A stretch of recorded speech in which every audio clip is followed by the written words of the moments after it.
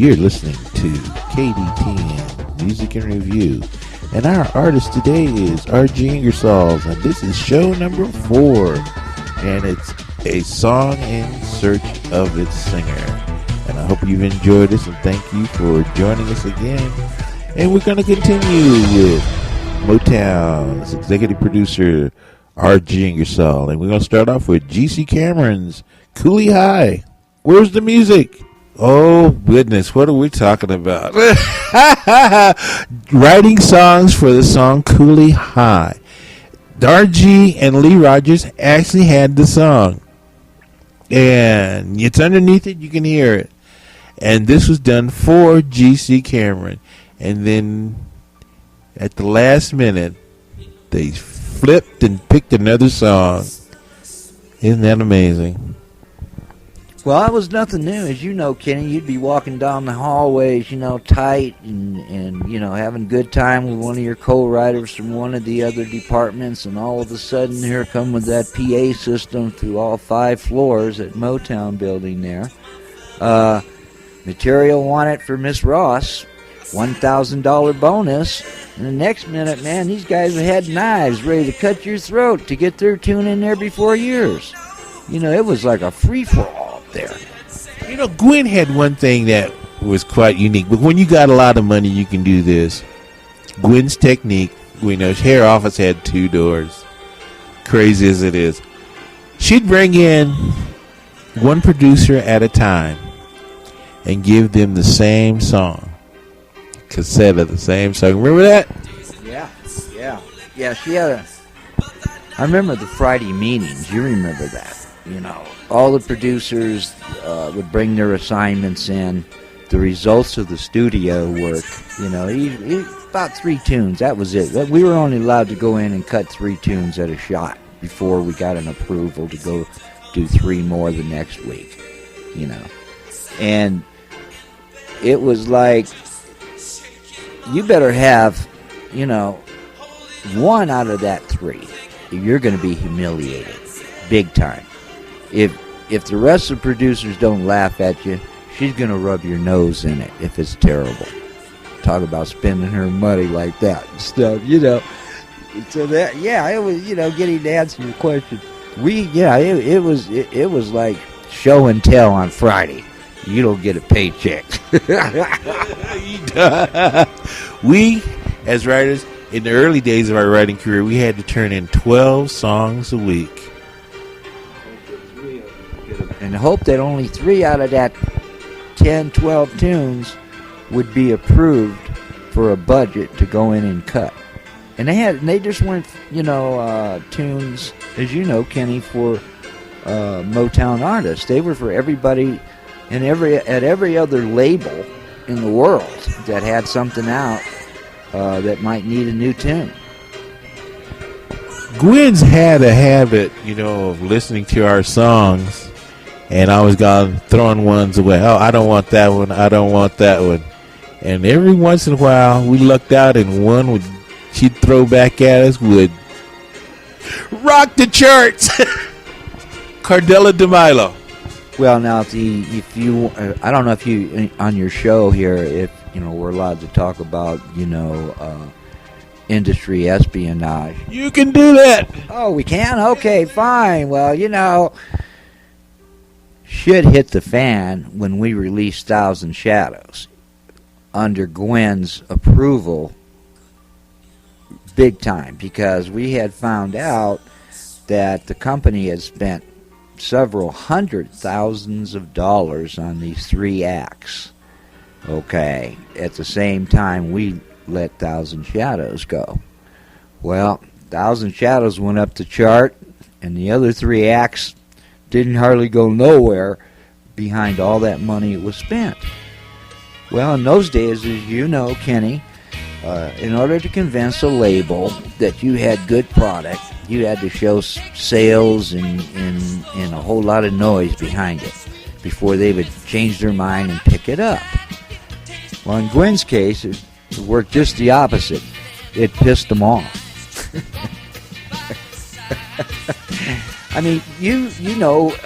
Go For It Sucker and Thousand Shadows, She spent over $20,000 on this stuff, on us, okay?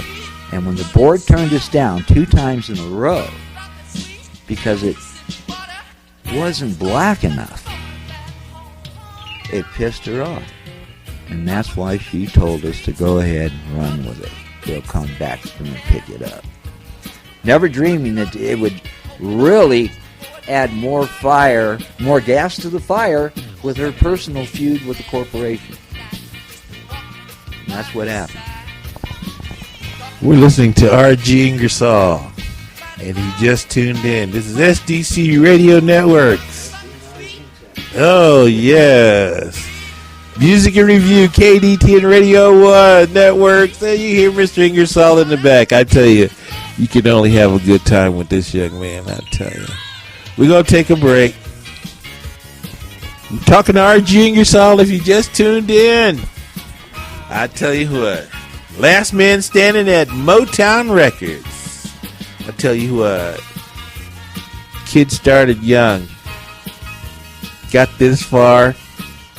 Hey, we're the old men in the business now.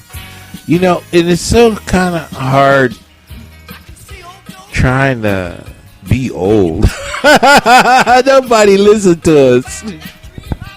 Yeah, I can tell you an early childhood thing, Kenny. You know, music is kind of like, you know, change the tide for me. And I mean in the respect, I can go my first encounter with music was in a galvanized tub, and as I said earlier, the tide changed with me. I learned to love music and make bubbles with tide in a galvanized tub all at one time. And the name of the song was by Hank Snow, and it was called Moving On. Hey, pretty mama, moving down the track. Don't you love another daddy ain't coming back. I'm moving on. Oh, I'm moving on. Oh, I'm moving on. Making bubbles. I never knew what bubbles were, it seemed like. You know, and that tide, boy, I was having fun in that old galvanized tub, making bubbles and grooving and moving on. Hey, well, let's let everybody know you didn't fall off no turnip truck. You have a very famous mother, Miss Joyce. She gonna kick my butt if I misspell him, but I got my new dentures in. Please forgive me. Miss Joyce Page, Stan Kenton Orchestra. Come on, let's talk about this wonderful lady. Moms. We called her moms. You know, I know a whole lot about it, but then again, I don't know a whole lot about it. I can highlight what I do know and what I, you know, and the rest is what family has told me and what moms had told us, you know. Well, first of all, she was only 16, so technically you really wasn't born. Yeah, right, something like that. She had her, you know, long story short, she had her own radio show at WWJ with the Danny Thomas Hour. Her and Danny Thomas shared the show, and she was with several of the big bands, Stan Kenton, Lee Dorsey, I think, quite a few could possibly be. She would tour as a vocalist. Okay, and then she met my dad, who was a keyboardist in one of those big bands, and you know, one note led to another. What? Before you knew it, they were making music. Yeah, how come you? Yeah, right. Boogie, oogie, oogie. You know, earlier we were talking about our mentor, the late Lee Rogers Creighton. We always have fun stories. I mean, like I said, hey, we're no angels. None of us ever were, and we never professed to be. Only thing we're known for is being good to our fellow man and being kind and nice to our fellow man. You know, and that's all we really want to be known for, is being one that stood up for our fellow man. And I don't think God gonna be mad at us for that, is he? No, as long as we keep preaching, the possible is the word. The impossible don't work. In other words, when I was raised up, my mother told me, in our house there was two words that never existed, and those were can't and won't. Didn't work. It wasn't in the vocabulary. That's right. Hey, proof's in the pudding. I mean, excuses are excuses, but getting it done is where it's at. There are, as you know, Kenny, there are achievers and there's non-achievers. What can we say? And that's true. I'll tell you one thing. Here's a kid in early Detroit, right at the crown height of Motown, the white hot smoking machine, cutting everything up and down in its path. Berry Gordy was buying everything in Detroit that was not tied down, music-wise. And only one or two people survived out of the crush from Motown. Here, we know that Berry controlled the airwaves, but there was another secret that people forgot, was that Lee Rogers and other artists from Detroit, they controlled the jukeboxes. Yeah, that's very true. I mean, Mr. Gordy was very ruthless. He bought up every record company he could find, and all the artists that were stuck on those labels stayed stuck. And I'm sure Barry went through the whole roster of every one of them and picked out the best what he thought was happening. I don't know for sure, but I do know that was one of our worries before we teamed up with Aretha and them for a minute. Barry buying all the labels. Hey, let's talk about the Ohio Players. How'd they get out? What happened? I think it's with Westbound. Yeah. Well, what artists that weren't signed in town were scared to death of Motown because of what they had done with the other artists on the other labels they had bought. Everybody was frozen time. So the only one that was really safe that I knew of was Ted White and Aretha's deal with Atlantic. Now that was a safe option to go, but unfortunately,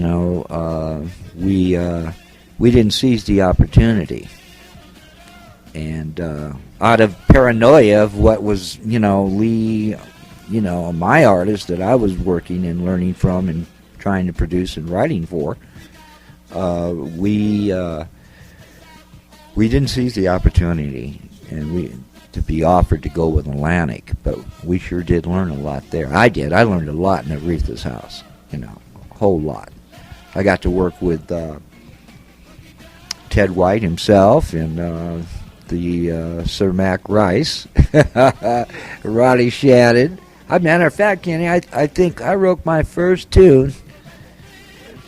It was with Ronnie and Mac. I think Mac got on me saying, hey, grab your pen or something, you can write too, and I'm watching all these cats write, Mac walked in the door with Cheaper to Keep Her on a guitar at 9 o'clock in the morning. I never will forget it. He walked in the door with that tune, Cheaper to Keep Her, and I looked over at Ted. I'd gotten there a few minutes before, and we were drinking some coffee. Aretha was still upstairs asleep, and here come Mac Rice through the door, strumming. He didn't even saying good morning. He just comes through the door strumming. I got one. It's cheaper to keep her. So, it was like one of those type environments. Ronnie Shannon was great. He was kind of quiet, but he was lethal with his pen. But Ted was my main influence, Ted White. You've been listening to KDT and Radio 1's Music and Review. This is Ken Smith. Thanks for listening. This has been a production of SDC Radio Networks, a division of SDC Omni Media Group. This has been your host, Kenny Smith, and we thank you for listening.